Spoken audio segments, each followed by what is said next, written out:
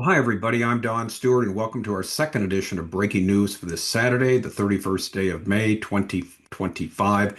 And we have three very huge stories in the news that have just come over the wire. So let's get right to them. First, unacceptable. Steve Witkoff slams Hamas for backwards hostage deal changes. This is from the Jerusalem Post. As expected, Hamas rejected the Witkoff deal and wants to add things that are totally unacceptable for Israel. Where do we go from here? Well, we'll talk about it.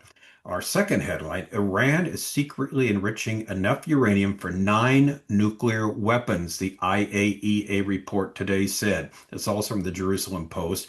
Then we have another headline from the Times of Israel that says basically the same thing. Damning IAEA report spells out Iran's past secret nuclear activities. The Prime Minister says stop Iran now. This is from the Times of Israel. And finally, another huge story, Neo-Ottoman power. Erdogan positions Turkey as Israel's main Middle East challenge. That's also from the Jerusalem Post. All right, let's get to the headlines. First headline, unacceptable. Witkoff slams Hamas for backwards hostage deal changes. Israeli officials told media outlets that Hamas's official response, including its list of new demands, has yet to be presented to Israel. And yet Steve Witkoff is basically explaining what did come about. He slammed Hamas for making what he called were backward changes to the U.S. backed hostage deal proposal. I received the Hamas response to the United States proposal. It is totally unacceptable and only takes us backward. Hamas should accept the framework proposal we put forward as the basis for proximity talks, which we can begin immediately this coming week, Witkoff said on X, formerly Twitter. This is the only way we can close a 60-day ceasefire deal in the coming days, in which half of the living hostages and half of those who are deceased will come home to their families, and which we can have at the proximity talks substantive negotiations in good faith to try to reach a permanent ceasefire, he concluded. Well, good luck for that. His statements came following an official announcement from Hamas saying, following a round of national consultations and out of our responsibility to our people and their suffering, Hamas today submitted to the mediators its response to the latest proposal by U.S. envoy Steve Witkoff in a manner which will lead to a permanent ceasefire, a full withdrawal from the Gaza Strip, and ensuring the flow of aid to our people in the Gaza Strip. Notice what they're expecting: a permanent ceasefire, no more fighting, a full withdrawal from Israel, and then flow of aid so they can start all over again and rebuild, and like nothing happened. As part of this agreement, 10 live Israeli hostages held by the resistance will be released, in addition to the return of 18 bodies in exchange for an agreed number of Palestinian prisoners, the statement concluded. The original Witkoff proposal did not include a full IDF withdrawal or a permanent ceasefire, meaning the response doesn't answer positively to the terms, and Hamas added terms of its own.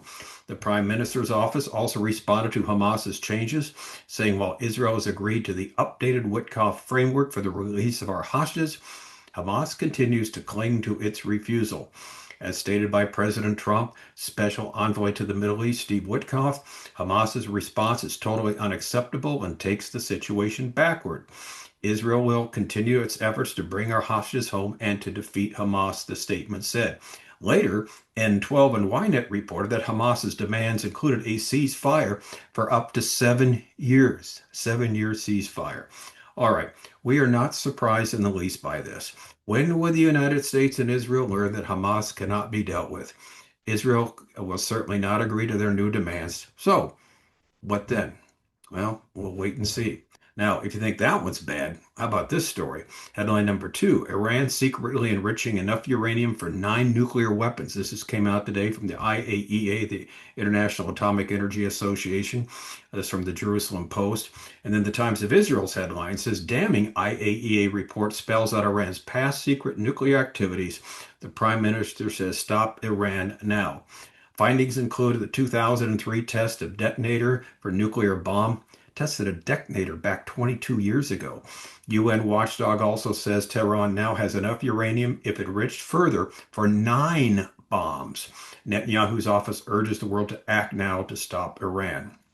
Despite countless warnings by the international community, Iran is totally determined to complete its nuclear program, the Prime Minister's office said. Iran has carried out secret nuclear activities with material not declared to the UN nuclear watchdog at 3 locations that have long been under investigation. The watchdog said in a wide-ranging confidential report to member states seen by Reuters. The findings in the Comprehensive International Atomic Energy Agency report, requested by the agency's 35-nation Board of Governors in November, paved the way for a push by the U.S., Britain, France, and Germany for the board to declare Iran in violation of its non-proliferation obligations. A resolution would infuriate Iran and could further complicate nuclear talks between Tehran and Washington. Iran has said a report by the UN nuclear watchdog today on Saturday is politically motivated and repeats baseless accusations, the state media reported. Iran said it will implement appropriate measures in response to any effort to take action against Tehran at the IAEA governors meeting. All right, here are some of the comments, and I think they're right on point. Not long ago, Iran was reported to have enough 60% enriched uranium for 6 nuclear bombs. Now the estimate has risen to 9. Given how sensitive their enrichment program is, it's likely the real number is even higher.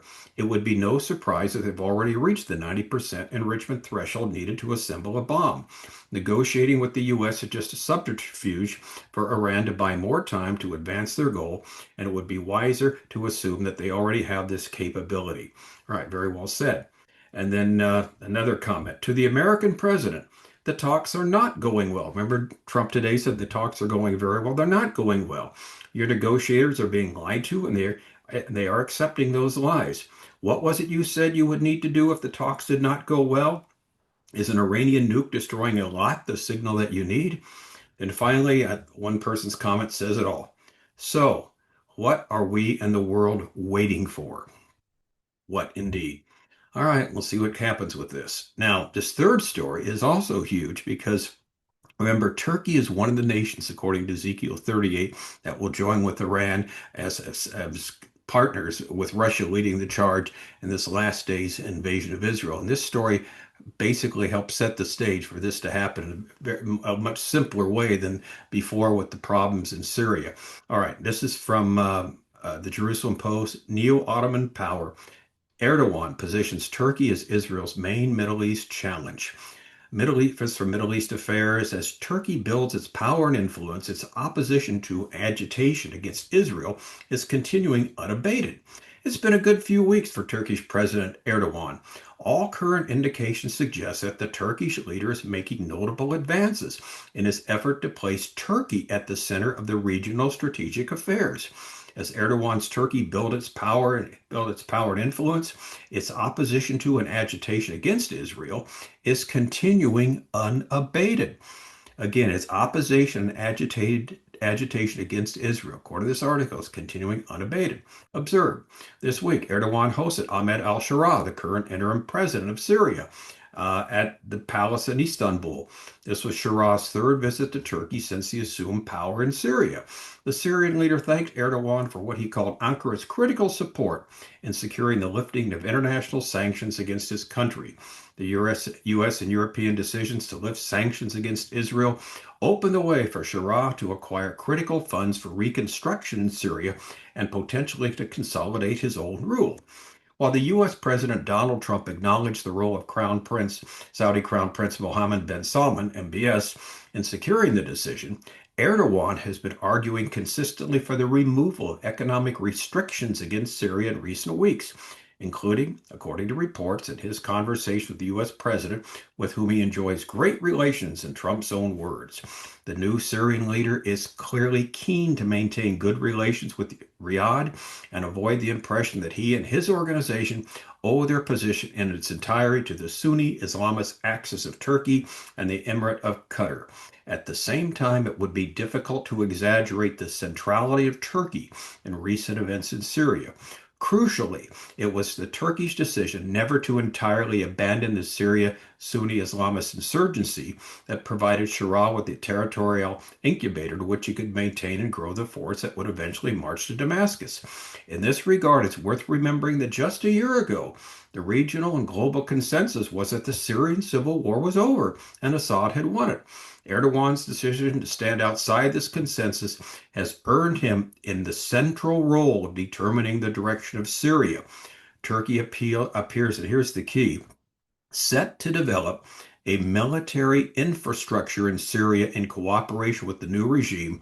This is likely to be framed as part of the ongoing struggle against ISIS. In other words, we're going to fight ISIS, so we need our military here big time in Syria, and Turkey's going to take control of that. All right, such a framing, as the article says, is entirely disingenuous given the former relations of de facto cooperation between Ankara and the Sunni jihadi organization and the complex relations of ISIS with Shara. Remember, Shara was a former ISIS follower, and his HTS with his organization. Nevertheless, with Shara's new regime gaining in legitimacy, it may prove difficult to challenge these claims effectively. In other words, they're saying, look, we got to fight ISIS here, so we'll bring Turkey in, we'll build some bases here, we'll keep Syria free from these terrorists, from ISIS, and the whole Middle East will be safer. And the article's author says sources I spoke with recently in Washington emphasized the determination of the Trump administration, and here's the key, to wind down the American presence in Syria in the course of this year. So you see what's happening? Turkey coming in, U.S. going out. Syria will be just open, it'll be fair game now. Israel will be fair game for Turkey as Syria now has the United States leaving and as Turkey settling in with its military people that will basically have a huge military asset there. And what they'll be doing, of course, is fighting ISIS, supposedly. But they're going to be placed there right near Israel's northern border, and that's the key. So it'll be very easy for them, along with Russia and Iran, to put an army together and eventually turn south. U.S. presence, and here's the article goes on, formed an effective containment to the ambitions of both Iran and Turkey in Syria. Should it be removed, Erdogan and his allies are likely to be the main beneficiaries. Yeah, and also Russia. Meanwhile, on the home front, Erdogan has secured the incarceration of his most serious political rival, former Istanbul mayor Imamoglu, as his name is. His arrest appears to be the latest milestone on Turkey's road to undisguised autocracy. Notably, and in a sign of the times, Erdogan's suppression of political opposition at home appears to have been met with indifference in the West. The West just doesn't care that he's doing this. Okay, here's my comment. The importance of this story cannot be overestimated with respect to last day's Bible prophecy. Turkey, along with Iran, will be part of the future invasion of Israel led by Russia. The fact that Turkey will establish bases in Syria near Israel's northern border and the U.S. is planning to leave the area sets the stage for the eventual invasion at a time when Israel feels safe, likely with guarantees from Russia. So you really can't make this stuff up, can you? All these stories continue to show the movement with respect to Israel, Iran, the United States, Turkey, Russia, etc. Exactly as the Bible portrays them in the last days, with Israel being invaded from the north, with the feeling of security there because they won't have a problem in Gaza any longer. They won't have a problem in Lebanon with Hezbollah. They'll feel that Iran has been neutralized to some degree.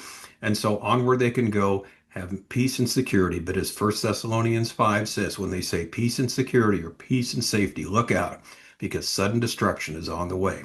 Wow, some powerful stories today. We'll be back again tomorrow with more. I'm Don Stewart. Thank you so much for watching. Until then, as always, may the Lord richly, richly bless.